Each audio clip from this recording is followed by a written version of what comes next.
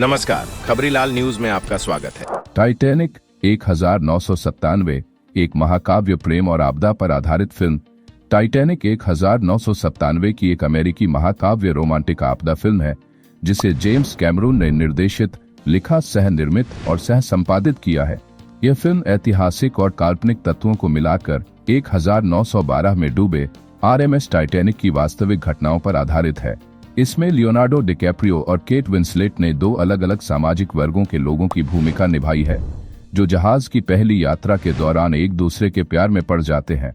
Film में Billy Zane, Kathy Bates, Frances Fisher, Bernard Hill, Jonathan Hyde, Danny Nucci, David Warner और Bill Paxton जैसे कलाकार भी शामिल हैं।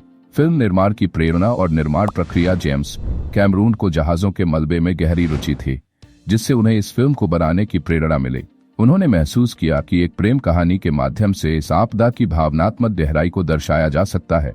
फिल्म की शूटिंग 1 सितंबर 1995 को शुरू हुई, जब कैमरून ने टाइटैनिक के मलबे की असली फुटेज रिकॉर्ड की। आधुनिक काल की घटनाओं को फिल्माने के लिए अनुसंधान पोत अकादमिक मिस्तिस्लाव कैल्डिश का उपयोग किया गया। जहाज के डूबने के दृश्यों को जीवंत बनाने के लिए स्केल मॉडल, कंप्यूटर जनित इमेजरी और बाजा स्टूडियो में टाइटैनिक का एक विशाल सेट बनाया गया।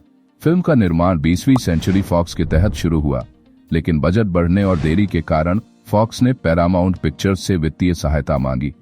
पैरामाउंट ने अमेरिका और कनाडा में फिल्म का वितरण संभाला, जबकि फॉक्स ने इसे अंतर्राष्ट्रीय स्तर पर रिलीज किया।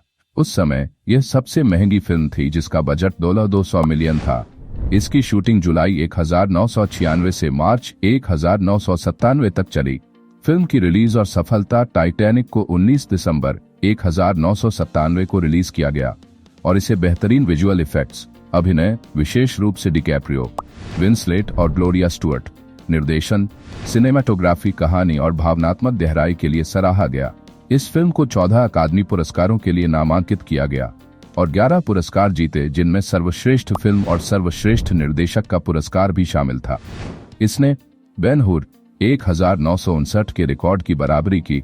टाइटैनिक ने अपनी शुरुआती रिलीज के दौरान $84 बिलियन की कमाई की, जिससे यह पहली फिल्म बनी जिसने $1 बिलियन का आंकड़ा पार किया। यह अब तक की सबसे ज्यादा कमाई करने वाली फिल्म बनी, जब तक कि कैमरून की अगली फिल्म अवतार 2009 ने 2010 में इसका रिकॉर्ड तोड़ नहीं दिया। इसके विभिन्न पुनः प्रदर्शनों से इसकी कुल कमाई बढ़कर $264 बिलियन हो गई, जिससे यह अवतार के बाद $2 बिलियन से अधिक कमाने वाली दूसरी फिल्म बनी। 2017 में इसे अमेरिकी राष्ट्रीय फिल्म रजिस्ट्री में शामिल किया गया। इसे सांस्कृतिक, ऐतिहासिक और सौंदर्य की दृष्टि से महत्वपूर्ण माना गया। कहानी का सारांश वर्तमान समय 1996 में अनुसंधान पोत अकादमिक मिस्तिस्लाव कैल्डिश पर खजाना खोजने वाला ब्रॉक लोवेट और उसकी टीम टाइटैनिक के मलबे की खोज कर रही होती है। वे हार्ट ऑफ द ओशन नामक हार की तलाश में होते हैं, लेकिन उन्हें एक तिजोरी में एक युवती का स्केच मिलता है जिसमें वह हार पहने हुए होती है। यह स्केच 14 अप्रैल 1912 का है, जिस दिन टाइटैनिक एक हिमखंड से टकराकर डूब गया था। जब यह खबर टेलीविजन पर प्रसारित होती है तो एक 100 वर्षीय रोज डॉसन कैल्वर्ट लोवेट से संपर्क करती हैं और खुद को स्केच में बनी महिला बताती हैं। लोवेट उम्मीद करता है कि रोज हार के बारे में जानकारी दे सकती हैं, इसलिए वह उन्हें और उनकी पोती को जहाज पर बुलाता है। इसके बाद रोज अपनी टाइटैनिक यात्रा की यादें सुनाती है। 1912 टाइटैनिक की यात्रा 17 वर्षीय रोज डेविड बुकाटर अपने अमीर मंगेतर कैल हॉकी और अपनी मां रुथ के साथ टाइटैनिक पर सफर कर रही होती हैं।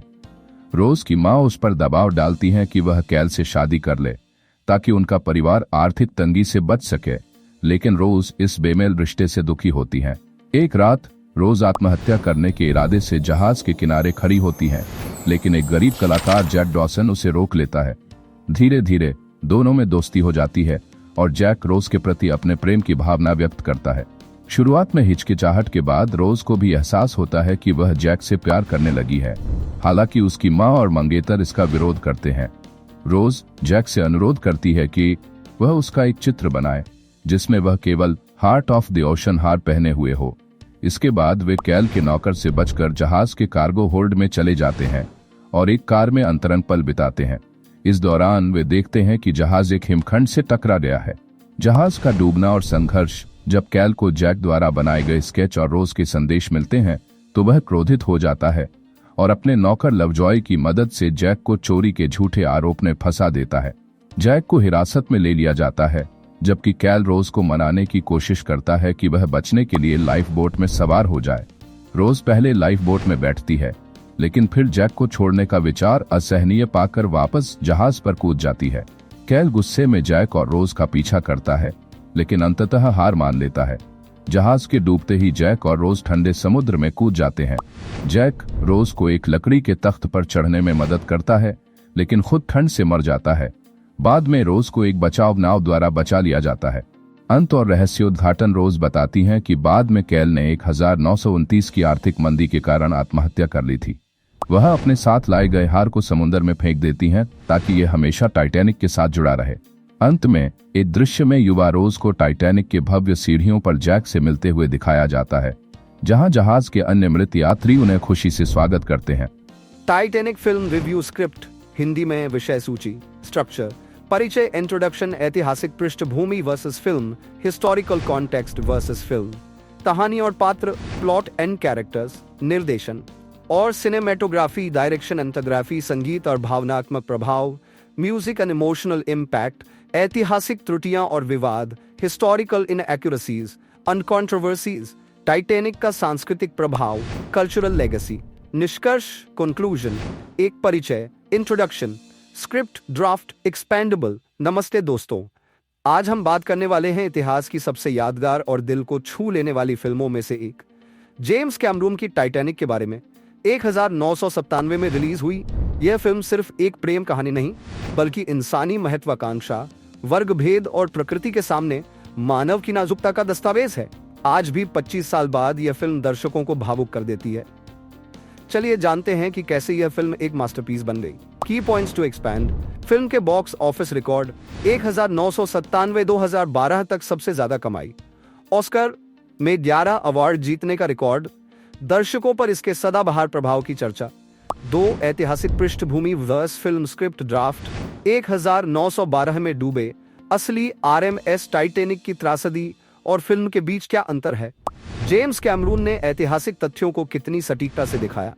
उदाहरण के लिए फिल्म में जहाज के टूटने का दृश्य वास्तविक घटनाओं से मेल खाता है, लेकिन जैक और रोज जैसे पात्र काल्पनिक हैं।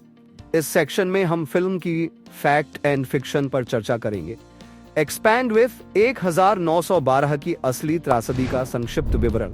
फिल्म में दिखाए गए ऐतिहासिक चरित्र कप्तान Edward Smith, Molly brown, Titanic के डिजाइन और सेट्स की वास्तविकता।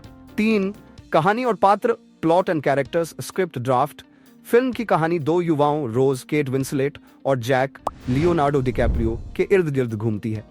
रोज एक उच्च वर्गीय परिवार की लड़की है, जबकि जैक एक गरीब कलाकार। इनकी प्रेम कथा वर्गभेद, समाज के दबाव और जीवन के प्रति जुनून को दर्शाती है।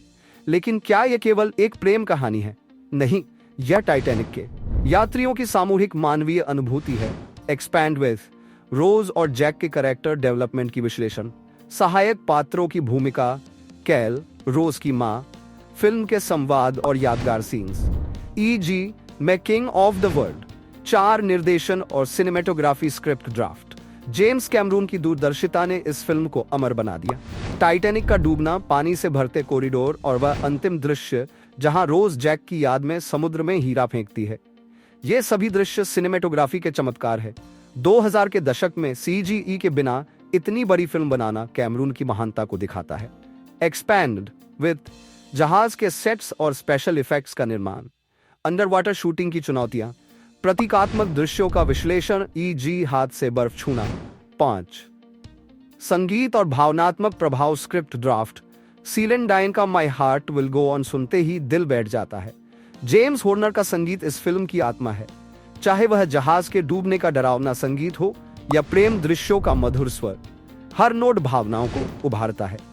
एक्सपैंड विथ संगीत की थीम्स और उनका महत्व, गानों का किरदारों के साथ कनेक्शन, साउंडट्रैक की वैश्विक लोकप्रियता, 6 ऐतिहासिक त्रुटियां और विवाद स्क्रिप्ट ड्राफ्ट।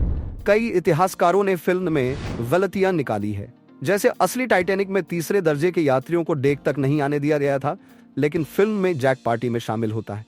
क्या यह क्रिएटिव लाइसेंस है या गलती? इस सेक्शन में हम फिल्म की आलोचनाओं पर भी बात करेंगे। एक्सपैंड विथ फिल्म में दिखाए गए वर्गभेद वर्सेस वास्तविकता, जहाज के डूबने की गति पर बहस, केट और लियोनार्डो के एक्टिंग को लेकर प्रारंभिक आलोचनाएं। 7. टाइटैनिक का सांस्कृतिक प्रभाव, स्क्रिप्ट ड्राफ्ट। टाइटैनिक ने पॉप कल्चर को हमेशा के लिए बदल दिया। लियोनार्डो डिकैप्रियो हार्टथ्रोब बन गए और I am king of the world जैसे डायलॉग मीम्स का हिस्सा बन गए।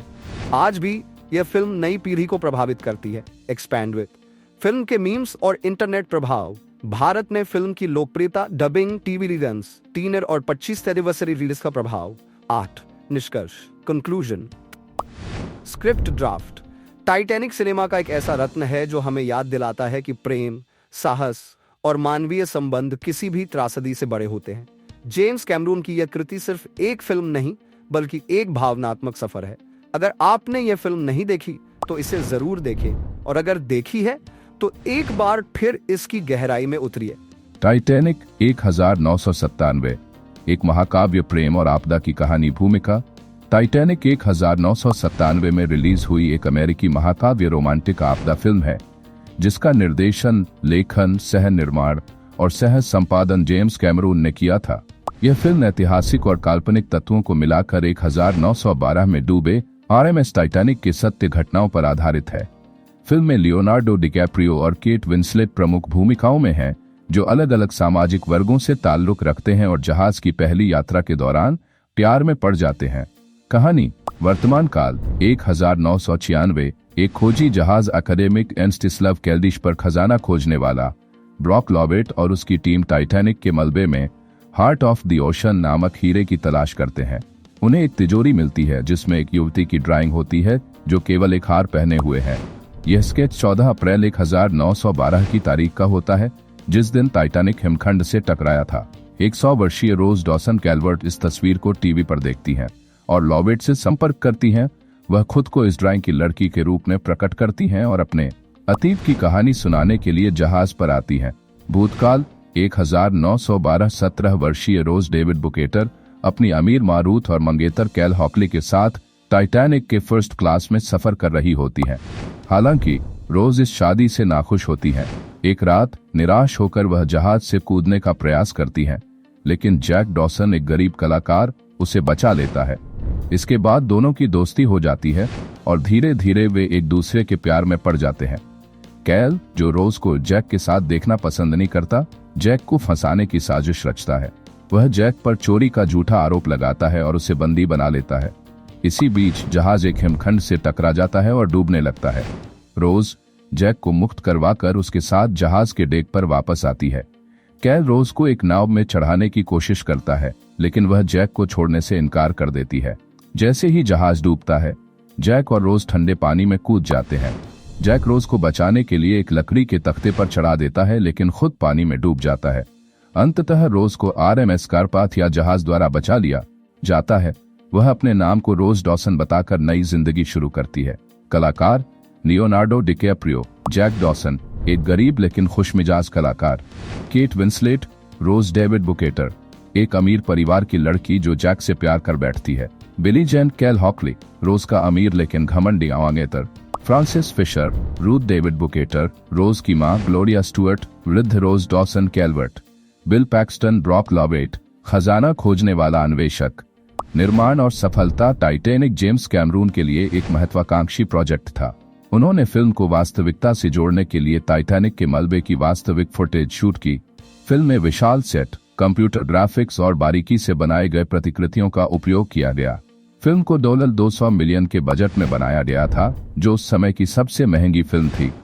19 दिसंबर 1997 को रिलीज हुई इस फिल्म ने 264 बिलियन से अधिक की कमाई की, जिससे यह उस समय की सबसे अधिक कमाई करने वाली फिल्म बन गई।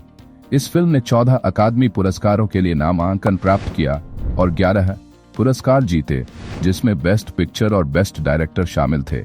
यह बेन-हूर 1959 के साथ सबसे ज्यादा ऑस्कर जीतने वाली फिल्मों में शामिल हो गई। संस्कृति और प्रभाव। टाइटैनिक सिर्फ एक फिल्म नहीं थी, यह एक ऐतिहासिक घटना और प्रेम कहानी का मेल था जिसने लाखों दर्शकों को भावुक कर दिया। रोज और जैक की प्रेम कहानी कालातीत बन गई। 2017 में लाइब्रेरी ऑफ कांग्रेस ने इस फिल्म को अमेरिकी नेशनल फिल्म रजिस्ट्री में शामिल किया क्योंकि यह सांस्कृतिक, ऐतिहासिक और कलात्मक रूप से महत्वपूर्ण मानी गई। निष्कर्ष: टाइटैनिक सिर्फ एक प्रेम कहानी नहीं थी, यह इंसानी जज्बात, बलिदान और इतिहास के सबसे बड़े समुद्री हादसों में से एक की झलक थी। जैक और रोज की प्रेम कहानी आज भी सिनेमा प्रेमियों के दिलों में जीवंत है। यह फिल्म सिनेमा के इतिहास की एक अनमोल धरोहर बनी रहेगी। काल्पनिक पात्र लियोनार्डो डिकैप्रियो और केट विंसलेट। लियोनार्डो डिकैप्रियो ने जैक डॉसन की भूमिका निभाई, जबकि केट विंसलेट ने रोज डेविड बुकेटर का किरदार निभाया। निर्देशक जेम्स कैमरून ने कहा कि उन्हें अपने कलाकारों को ऐसा महसूस कराना था जैसे वे वास्तव में टाइटैनिक पर हों, ताकि वे उसकी जीवंतता को महसूस कर सकें और इस ऊर्जा को जैक के किरदार में डाल सकें। Jack Dawson. Leonardo DiCaprio. Jack एक गरीब घुमक्कड़ अनाथ है जो विस्कॉन्सिन के चिप्पेवा फॉल्स से आता है। उसने दुनिया की यात्रा की है, जिसमें पेरिस भी शामिल है। वह एक पोकर गेम में टाइटैनिक के लिए तीसरी श्रेणी के 2 टिकट जीतता है और अपने दोस्त फैब्रिजियो के साथ यात्रा करता है। जहाज पर वह पहली नजर में रोज की ओर आकर्षित हो जाता है। रोज के मंगेतर द्वारा डिनर का निमंत्रण उसे प्रथम श्रेणी के यात्रियों के साथ घुलने मिलने का मौका देता है। इस भूमिका के लिए कैमरून की पहली पसंद रिवर फीनिक्स थे, लेकिन 1993 में उनकी मृत्यु हो गई। कई अन्य अभिनेता भी इस भूमिका के लिए विचार किए गए, लेकिन अंततः 21 वर्षीय डिकैप्रियो को चुना गया। Rose DeWitt Bukater. Kate Winslet. Rose एक 17 वर्षीय लड़की है जो फिलाडेल्फिया से ताल्लुक रखती है। अपने परिवार की सामाजिक प्रतिष्ठा बनाए रखने के लिए उसे 30 वर्षीय कैल हॉकली से जबरन सगाई करनी पड़ती है। रोज का दिल स्वतंत्रता और रोमांच के लिए तरसता है, लेकिन उसे लगता है कि उसकी जिंदगी पहले से तय कर दी गई है। इस भूमिका के लिए कई प्रसिद्ध अभिनेत्रियों को चुना गया था, लेकिन अंततः विंसलेट की लगन और अभिनय प्रतिभा ने उन्हें यह किरदार दिलाया। कैल हॉकली। बिली जेन। कैल हॉकली रोज के मंगेतर एक घमंडी और क्रूर व्यक्ति है जो पिट्सबर्ग के एक स्टील साम्राज्य के उत्तराधिकारी हैं। वह जैक को लेकर ईर्ष्या से भरा हुआ रहता है। Ruth DeWitt Bukater. Frances Fisher. Ruth Rose की विधवा मां अपनी बेटी की शादी कैल से कराने के लिए जोर देती है ताकि उनका परिवार उच्च वर्ग की स्थिति बनाए रख सके। उन्हें सामाजिक प्रतिष्ठा सच्चे प्यार से अधिक महत्वपूर्ण लगती है। आधुनिक Rose Dawson. Calvert. Gloria Stuart. Film की कहानी रोज के नजरिए से सुनाई जाती है, जो अब लगभग 101 वर्ष की हो चुकी है। वे अपने जीवन के अनकहे पहलुओं को पहली बार दुनिया के सामने प्रकट करती है। अन्य पात्र ब्रॉक लोवेट। Bill Paxton. वह वर्तमान में टाइटैनिक के मलबे में हार्ट ऑफ द ओशन नामक हीरे की खोज कर रहा होता है। लिजी कैल्बर्ट। सूजी एमिस। रोज की पोती, जो अपनी दादी के साथ इस यात्रा पर जाती है। Fabrizio De Rossi. Danny Nucci. Jack का इटालियन दोस्त, जिसकी टाइटैनिक हादसे में मौत हो जाती है। Spicer Lovejoy. David Warner. Cal का अंगरक्षक जो रोज पर नजर रखता है। Tommy Ryan. Jason Barry. Jack और फैब्रिजियो का तीसरी श्रेणी का दोस्त, जो अफरा तफरी के दौरान गोली लगने से मारा जाता है। कोरा काट में अलेक्जेंड्रिया ओवेंसार्नो, एक छोटी लड़की जो जैक के साथ नाचती है। Helga Dahl. कैमिला ओवरबाई रूस। तीसरी श्रेणी की एक यात्री जो फैब्रिजियो से प्रेम करने लगती है। Trudy bolt. एनी गैपा। रोज की व्यक्तिगत नौकरानी। लेखन और प्रेरणा निर्देशक, लेखक और निर्माता जेम्स कैमरून।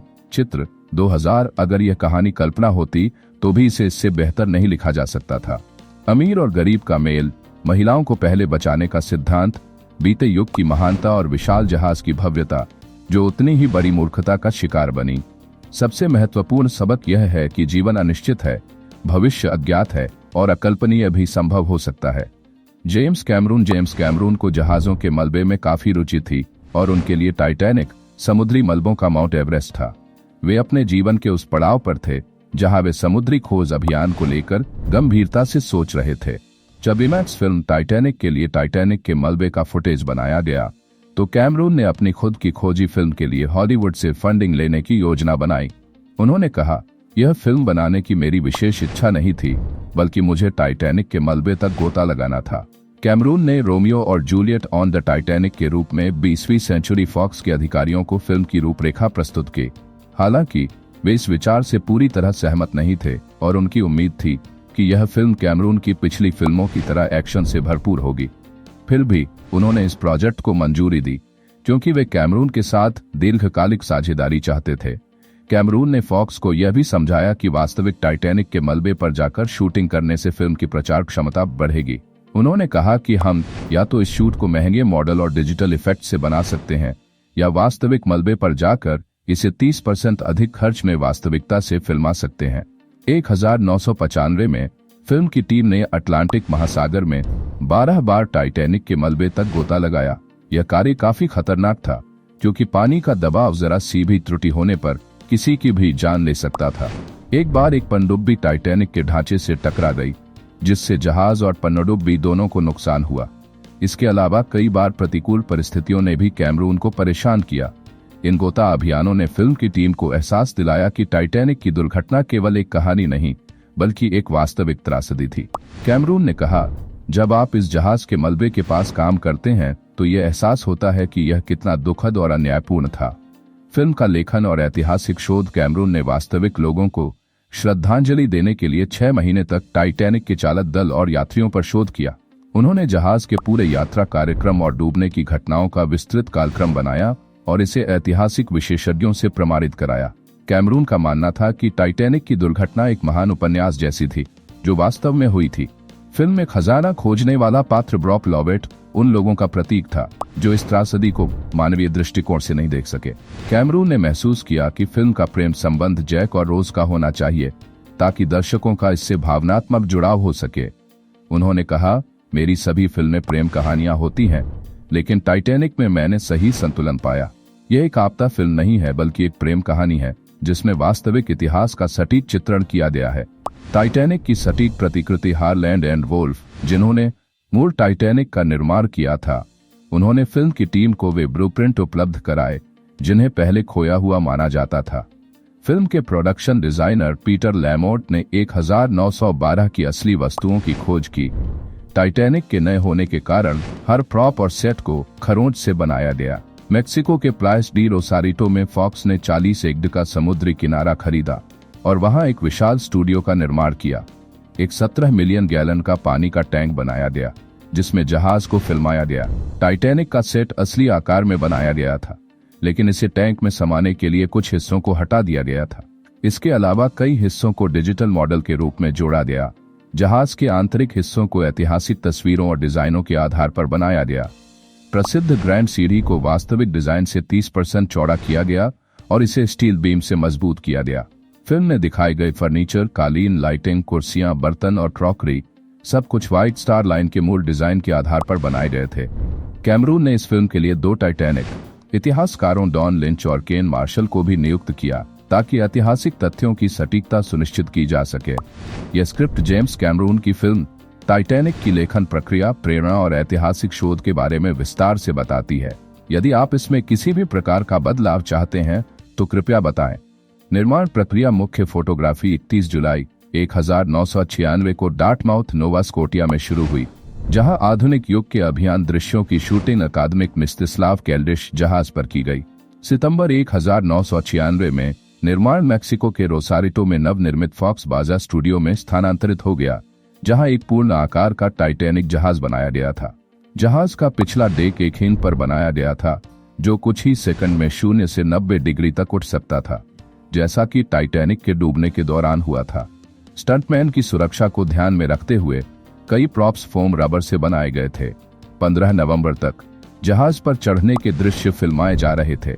कैमरून ने अपने टाइटैनिक को स्टारबोर्ड साइड पर बनाया क्योंकि मौसम के आंकड़ों से पता चला कि उत्तर से दक्षिण की ओर हवा चलती थी, जिससे जहाज की चिमनियों से निकलने वाला धुआं पीछे की ओर जाता था।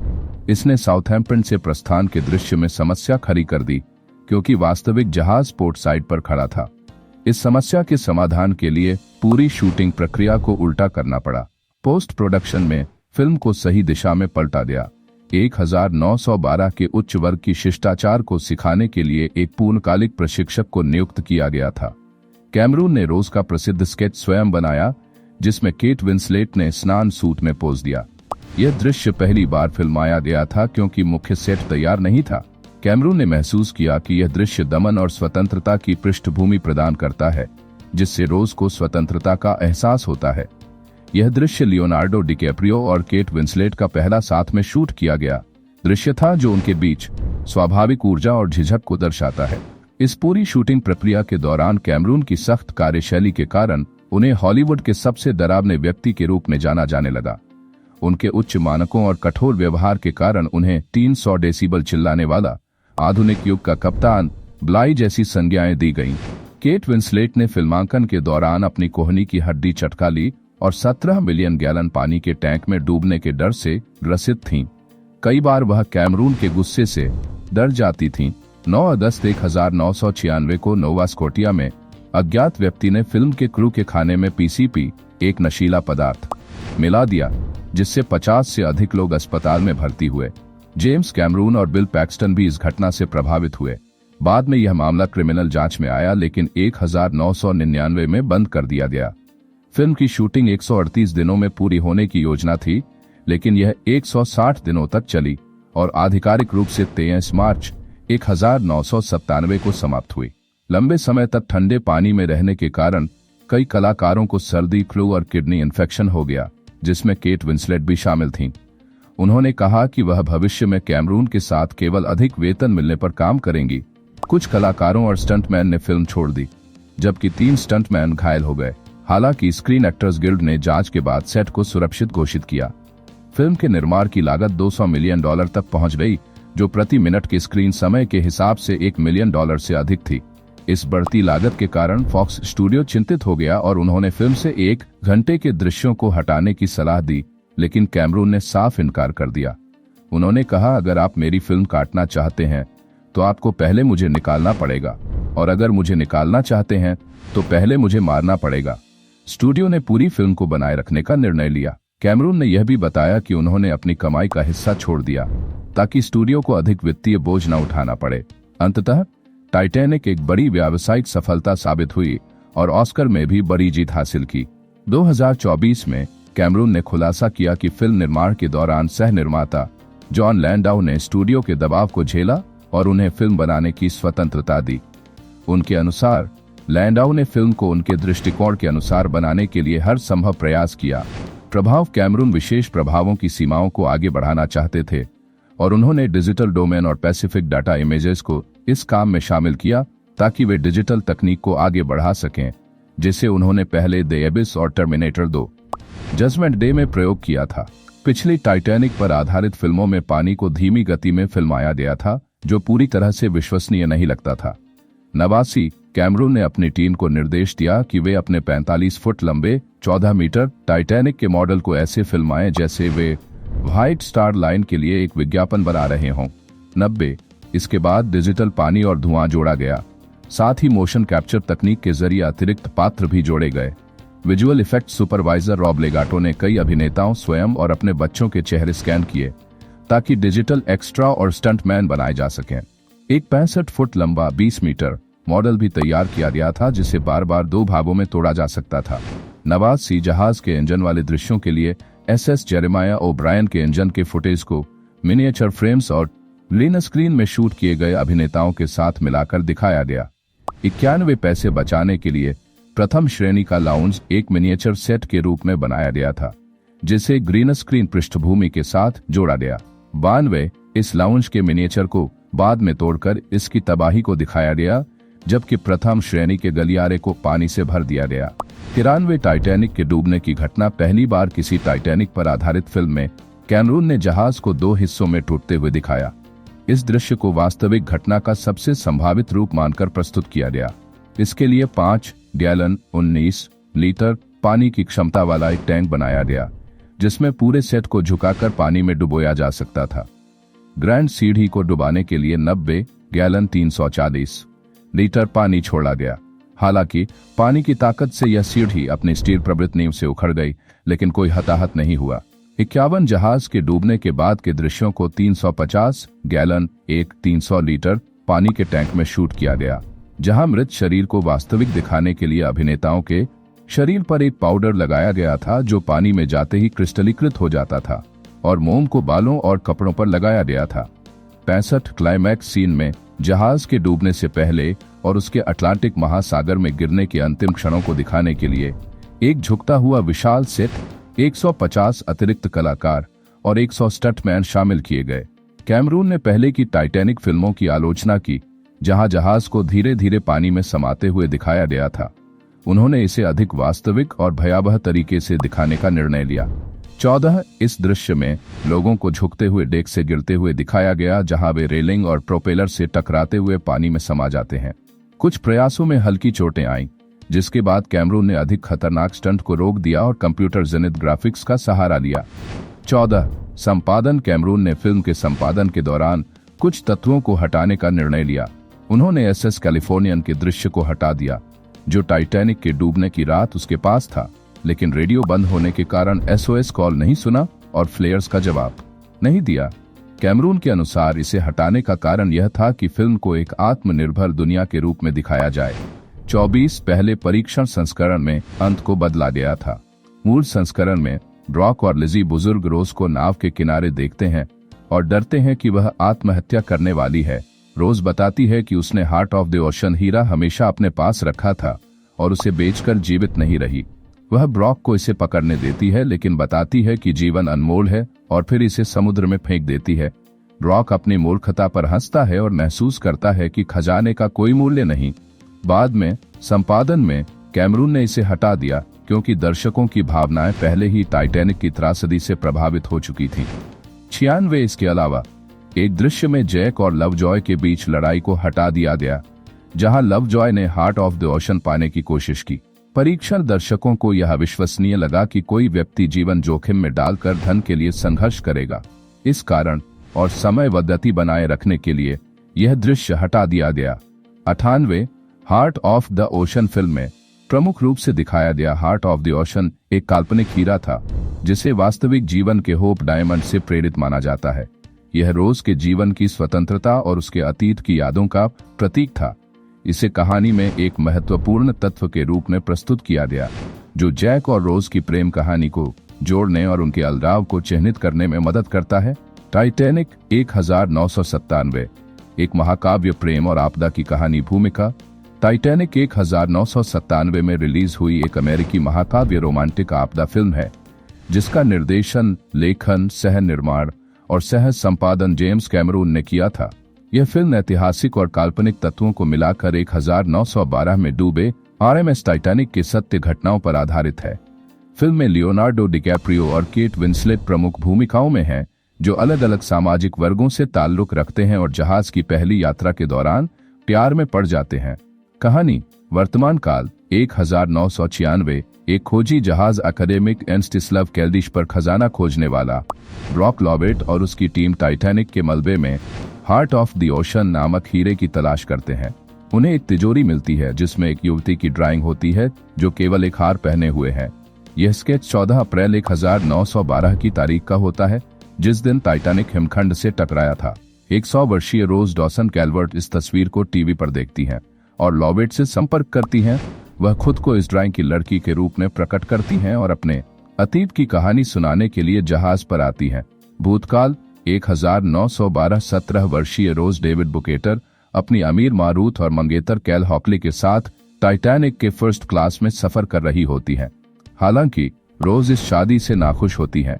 एक रात निराश होकर वह जहाज से कूदने का प्रयास करती हैं, लेकिन जैक डॉसन, एक गरीब कलाकार, उसे बचा लेता है।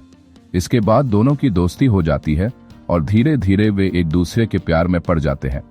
कैल, जो रोज को जैक के साथ देखना पसंद नहीं करता, जैक को फंसाने की साजिश रचता है। वह जैक पर चोरी का झूठा आरोप लगाता है और उसे बंदी बना लेता है।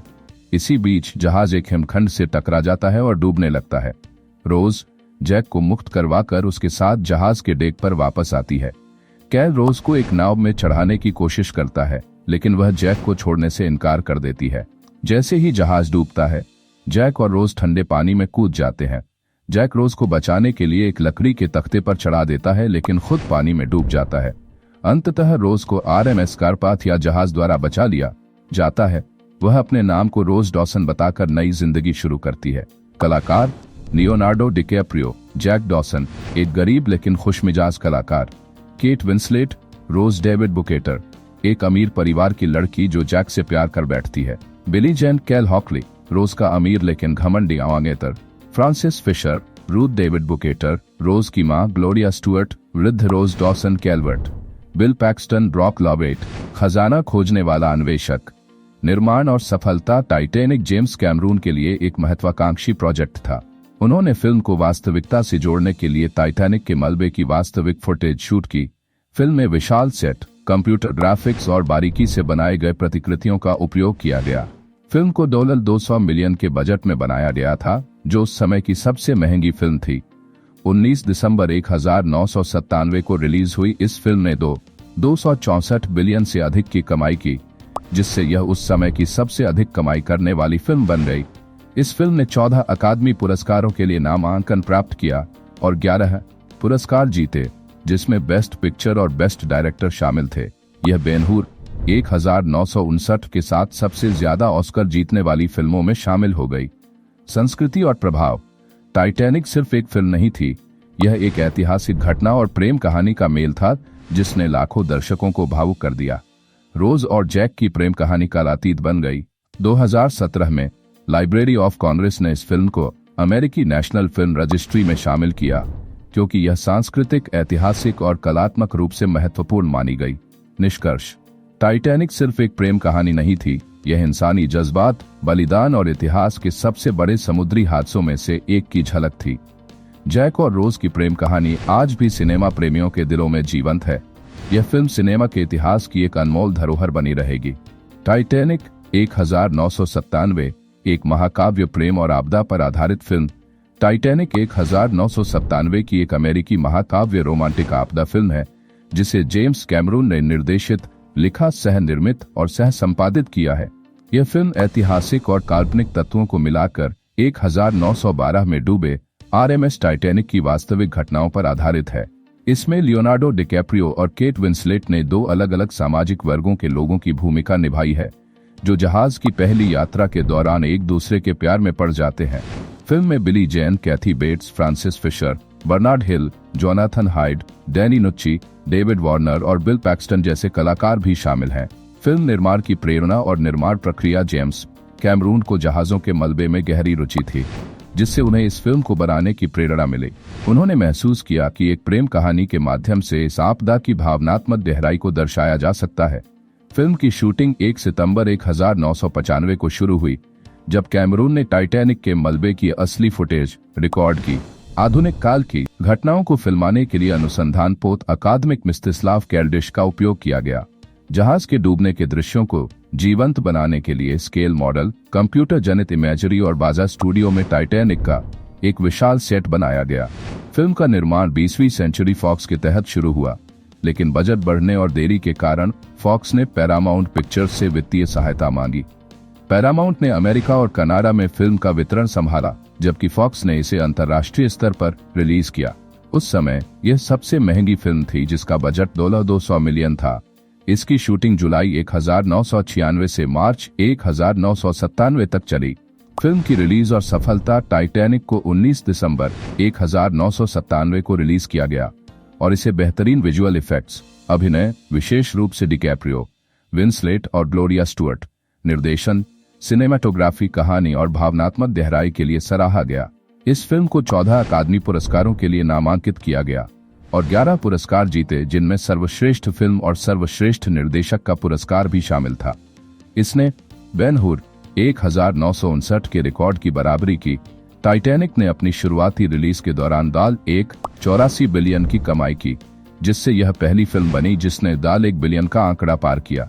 यह अब तक की सबसे ज्यादा कमाई करने वाली फिल्म बनी, जब तक कि कैमरून की अगली फिल्म अवतार 2009 ने 2010 में इसका रिकॉर्ड तोड़ नहीं दिया। इसके विभिन्न पुनः प्रदर्शनों से इसकी कुल कमाई बढ़कर $264 बिलियन हो गई, जिससे यह अवतार के बाद $2 बिलियन से अधिक कमाने वाली दूसरी फिल्म बनी। 2017 में इसे अमेरिकी राष्ट्रीय फिल्म रजिस्ट्री में शामिल किया गया। इसे सांस्कृतिक, ऐतिहासिक और सौंदर्य की दृष्टि से महत्वपूर्ण माना गया। कहानी का सारांश। वर्तमान समय 1996 में अनुसंधान पोत अकादमिक मिस्तिस्लाव कैल्डिश पर खजाना खोजने वाला ब्रॉक लोवेट और उसकी टीम टाइटैनिक के मलबे की खोज कर रही होती है। वे हार्ट ऑफ द ओशन नामक हार की तलाश में होते हैं, लेकिन उन्हें एक तिजोरी में एक युवती का स्केच मिलता है, जिसमें वह हार पहने हुए होती है। ये स्केच 14 अप्रैल 1912 का है, जिस दिन टाइटैनिक एक हिमखंड से टकराकर डूब गया था। जब यह खबर टेलीविजन पर प्रसारित होती है तो एक 100 वर्षीय रोज डॉसन कैल्वर्ट लोवेट से संपर्क करती हैं और खुद को स्केच में बनी महिला बताती हैं। लोवेट उम्मीद करता है कि रोज हार के बारे में जानकारी दे सकती हैं, इसलिए वह उन्हें और उनकी पोती को जहाज पर बुलाता है। इसके बाद रोज अपनी टाइटैनिक यात्रा की यादें सुनाती है। 1912 टाइटैनिक की यात्रा 17 वर्षीय रोज डेविड बुकाटर अपने अमीर मंगेतर कैल हॉकी और अपनी मां रुथ के साथ टाइटैनिक पर सफर कर रही होती हैं।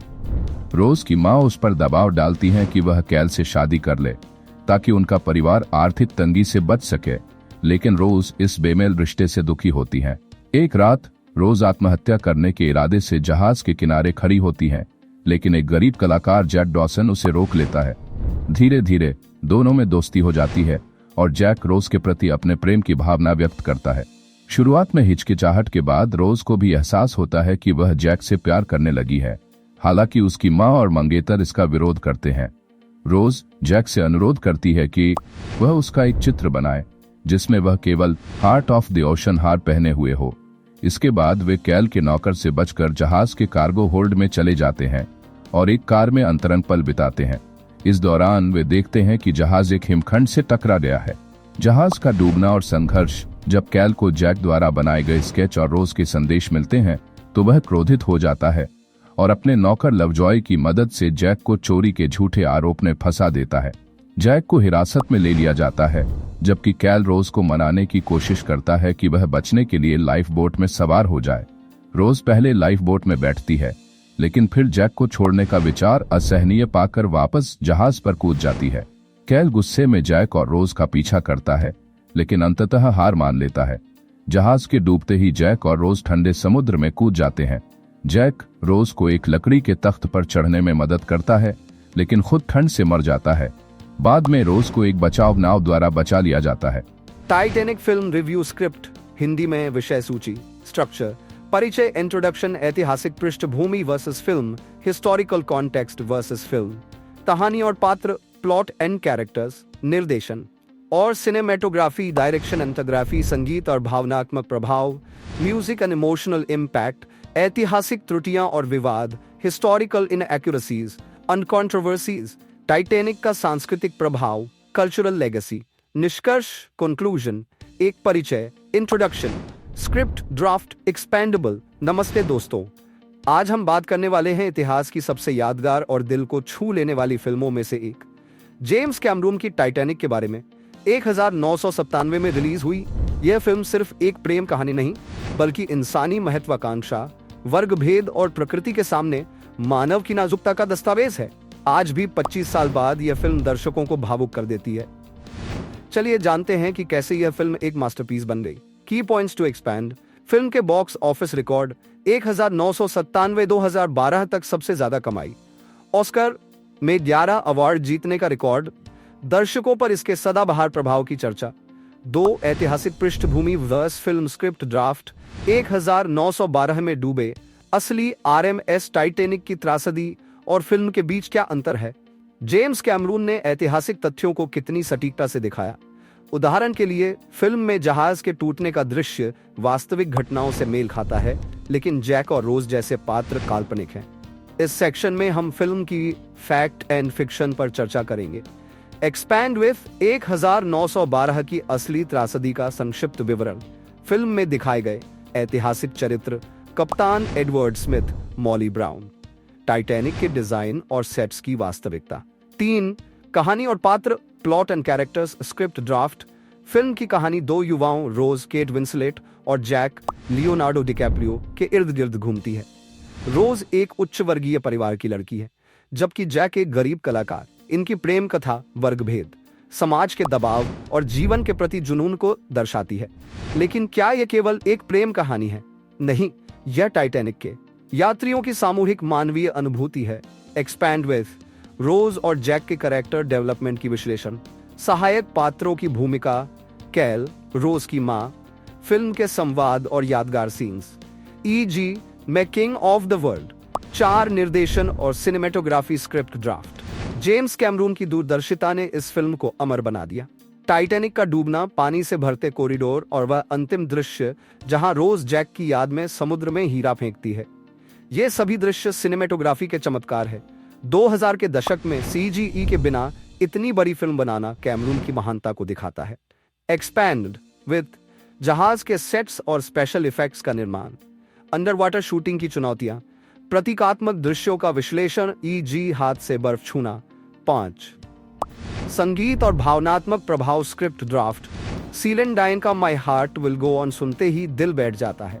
जेम्स हॉर्नर का संगीत इस फिल्म की आत्मा है, चाहे वह जहाज के डूबने का डरावना संगीत हो या प्रेम दृश्यों का मधुर स्वर, हर नोट भावनाओं को उभारता है।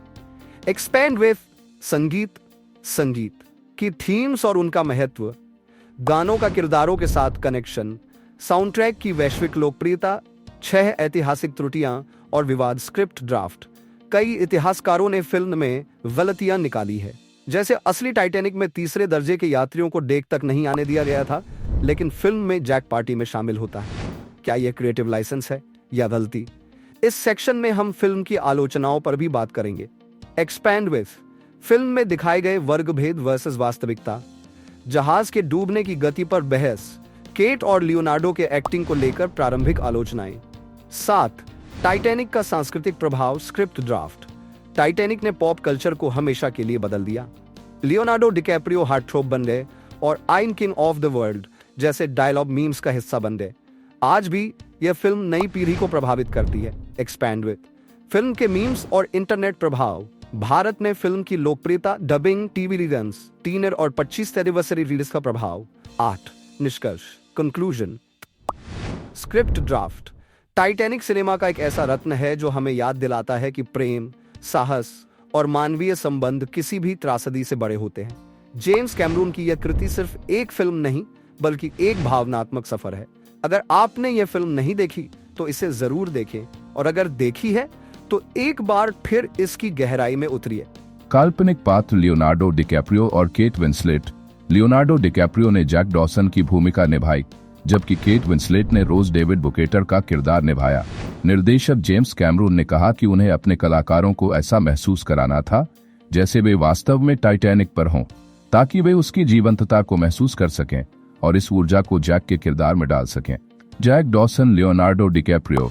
जैक एक गरीब घुमक्कड़ अनाथ है जो विस्कॉन्सिन के चिप्पेवा फॉल्स से आता है। उसने दुनिया की यात्रा की है, जिसमें पेरिस भी शामिल है।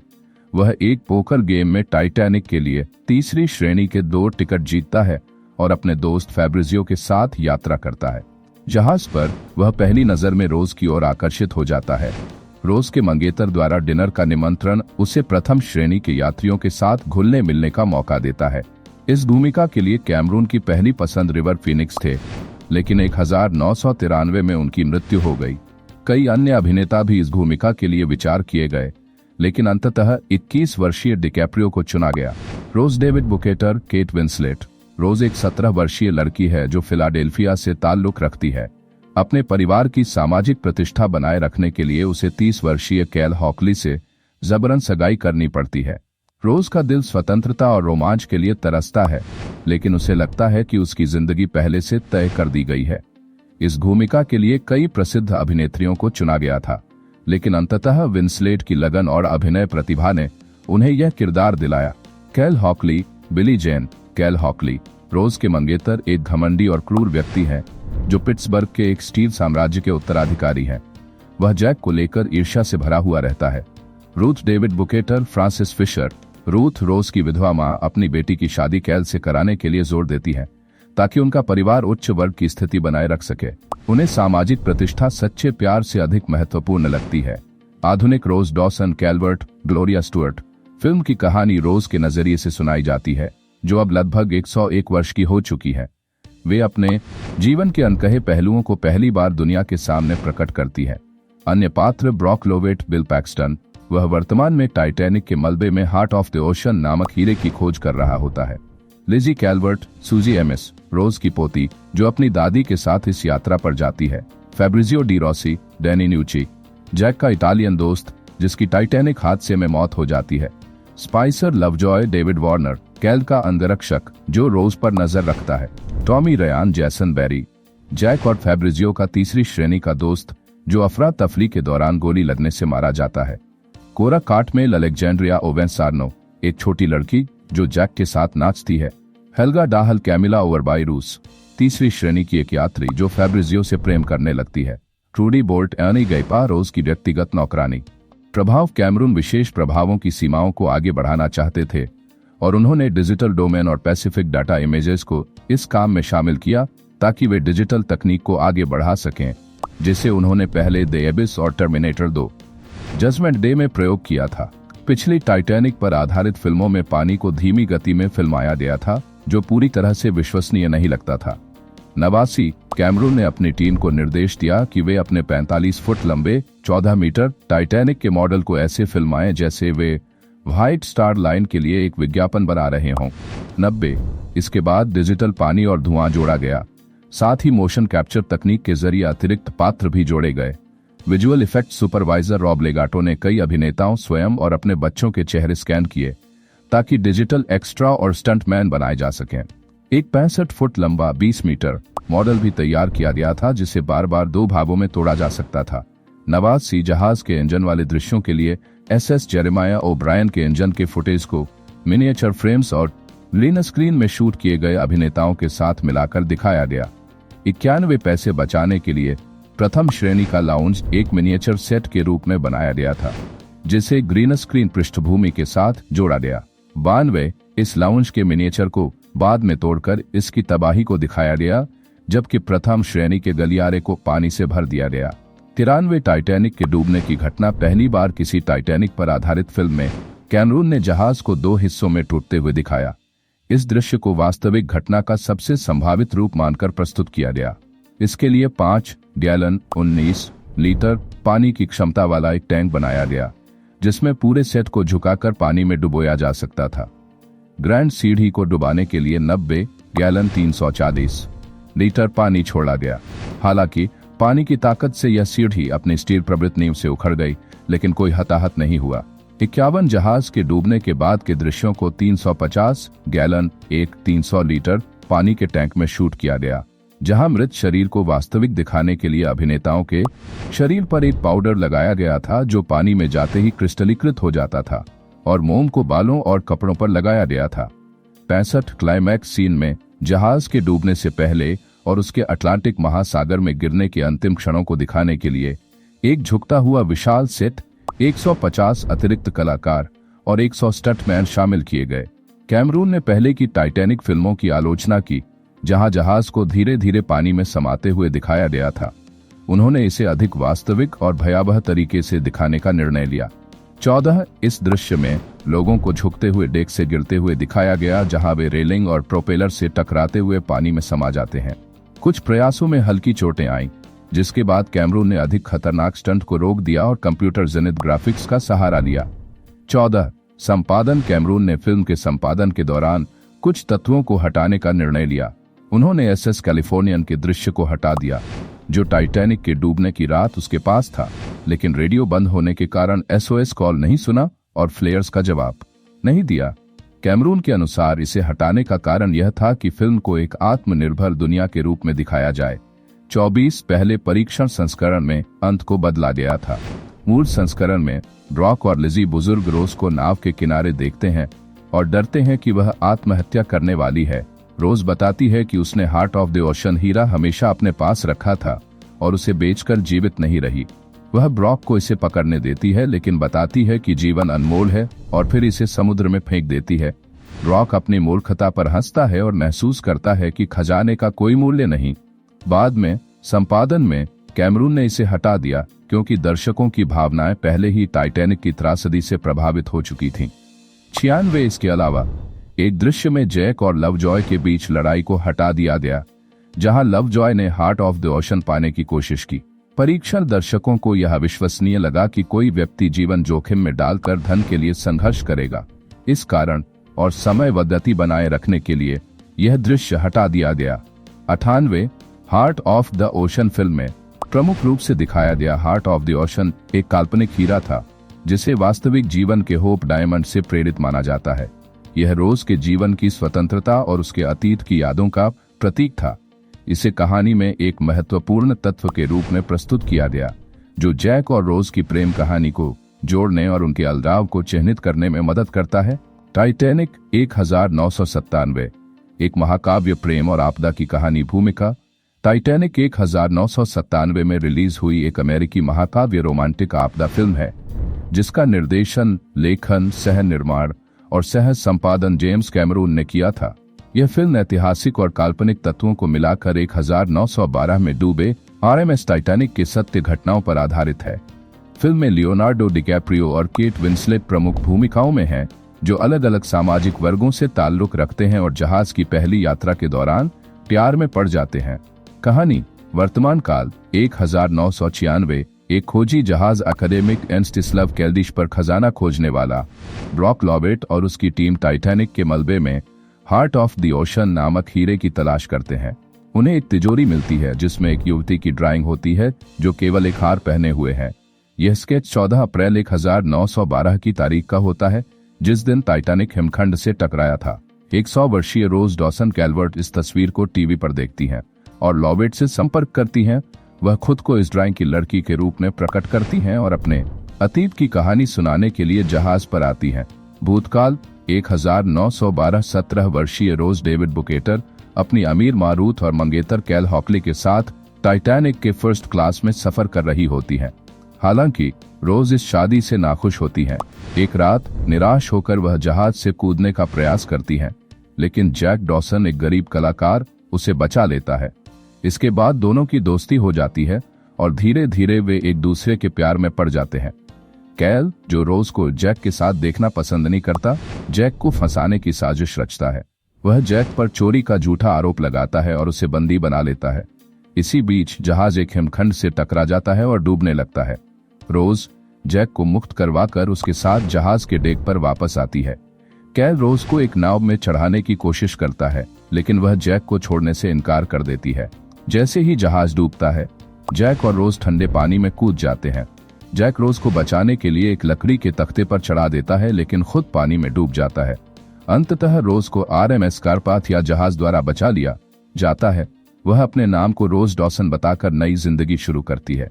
कलाकार लियोनार्डो डिकैप्रियो, जैक डॉसन, एक गरीब लेकिन खुशमिजाज कलाकार। केट विंसलेट, रोज डेविड बुकेटर, एक अमीर परिवार की लड़की जो जैक से प्यार कर बैठती है। बिली जेन कैल हॉकली, रोज का अमीर लेकिन घमंडी आवांगेतर।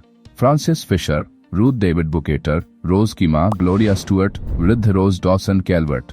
बिल पैक्सटन, ब्रॉक लॉबेट, खजाना खोजने वाला अन्वेषक। निर्माण और सफलता टाइटैनिक जेम्स कैमरून के लिए एक महत्वाकांक्षी प्रोजेक्ट था।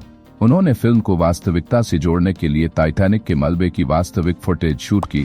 फिल्म में विशाल सेट, कंप्यूटर ग्राफिक्स और बारीकी से बनाए गए प्रतिकृतियों का उपयोग किया गया।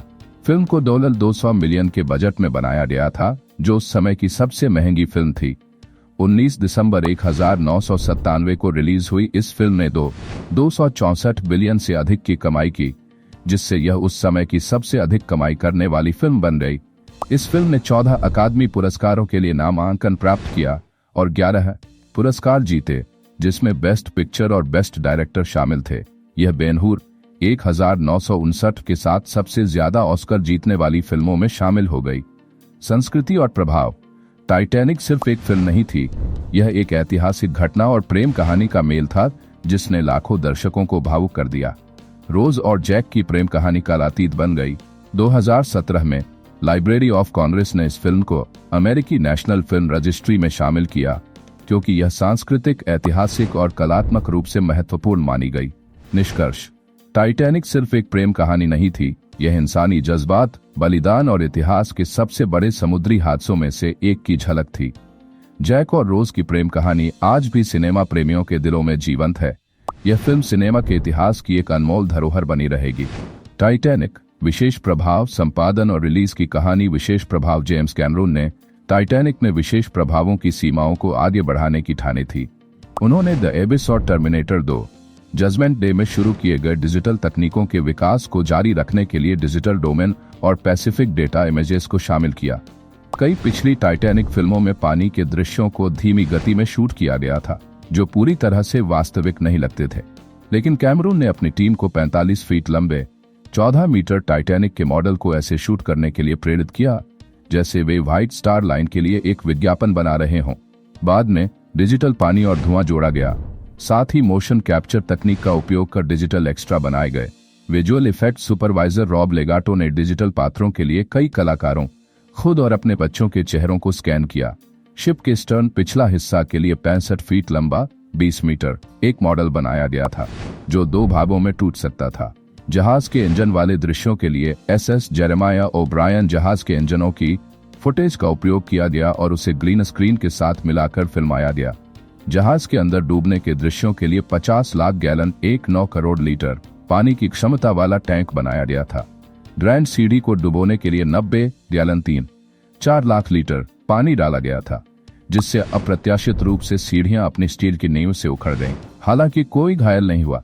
कैमरून की टाइटैनिक पहली फिल्म थी जिसने जहाज को 2 भागों में टूटते हुए दिखाया। उन्होंने इस दृश्य को यथार्थवादी और भयावह बनाने पर जोर दिया। जहाज के टूटने के दौरान 150 अतिरिक्त कलाकार और 100 स्टंट परफॉर्मर शामिल किए गए। संपादन कैमरून ने कुछ ऐसे तत्व हटाए जो शुरू में महत्वपूर्ण लग रहे थे। उन्होंने SS कैलिफोर्नियन नामक जहाज के दृश्य को हटा दिया जो टाइटैनिक के पास था, लेकिन रेडियो बंद होने के कारण मदद नहीं कर पाया था। पहली कटिंग में एक दृश्य था जिसमें ब्रॉक और लिजी बुजुर्ग रोज को जहाज के किनारे खड़े देखकर यह सोचते हैं कि वह आत्महत्या करने जा रही हैं। रोज बताती है कि उसने हार्ट ऑफ द ओशन हीरा हमेशा अपने पास रखा, लेकिन इसे कभी बेचा नहीं। फिर वह ब्रॉक को इसे पकड़ने देती है और जीवन का मूल्य समझाकर इसे समुद्र में फेंक देती है। लेकिन संपादन के दौरान कैमरून ने महसूस किया कि इस बिंदु पर दर्शकों की ब्रॉक में रुचि नहीं रहेगी, इसलिए उन्होंने यह दृश्य हटा दिया और सिर्फ रोज को ही हीरा फेंकते दिखाया। हार्ट ऑफ द ओशन इस प्रतिष्ठित हार को लंदन स्थित आस्प्रियन गराड ने सफेद सोने और क्यूबिक जिरकोनिया से तैयार किया था। फिल्म के लिए 3 संस्करण बनाए गए थे। फिल्म की सफलता के बाद असली प्लैटिनम और हीरों से जड़ा एक 171 कैरेट का हार बनाया गया, जिसमें सेलोन सैफायर और 103 हीरे लगे थे। यह हार प्रिंसेस डायना मेमोरियल फंड और एड्स के लिए दक्षिण कैलिफोर्निया की सहायता के लिए नीलाम हुआ और इसे $4 मिलियन में बेचा गया। संगीत कैमरून ने टाइटैनिक की पटकथा लिखते समय एनिया की धुनों को सुना, लेकिन जब उन्होंने फिल्म के लिए संगीत देने से इनकार कर दिया तो जेम्स हॉर्नर को चुना गया। सेलिन डायोन द्वारा गाया गया my heart will go on गुप्त रूप से लिखा गया था क्योंकि कैमरून शुरुआत में किसी भी गाने को फिल्म में नहीं चाहते थे। रिलीज और बॉक्स ऑफिस रिकॉर्ड फिल्म का वितरण पैरामाउंट पिक्चर्स और 20th सेंचुरी फॉक्स के बीच विभाजित था। इसे मूल रूप से 2 जुलाई 1997 को रिलीज किया जाना था, लेकिन विशेष प्रभावों के जटिल होने के कारण इसे 19 दिसंबर 1997 तक विलंबित कर दिया गया। फिल्म की दुनिया भर में कमाई 257 बिलियन रही और यह 1998 में दुनिया की सबसे ज्यादा कमाई करने वाली फिल्म बन गई। यह रिकॉर्ड अवतार 2009 द्वारा तोड़ा गया। भारत में टाइटैनिक पहली विदेशी फिल्म थी जिसने जबरदस्त सफलता पाई, जिसका श्रेय इसकी भावनात्मक कहानी और बॉलीवुड से मिलते जुलते तत्वों को दिया जाता है। निष्कर्ष, टाइटैनिक न केवल बॉक्स ऑफिस पर ऐतिहासिक सफलता थी, बल्कि इसकी विशेष प्रभावों, अद्भुत संपादन, भावनात्मक संगीत और रोमांचक कहानी ने इसे सिनेमा इतिहास की महानतम फिल्मों में स्थान दिलाया।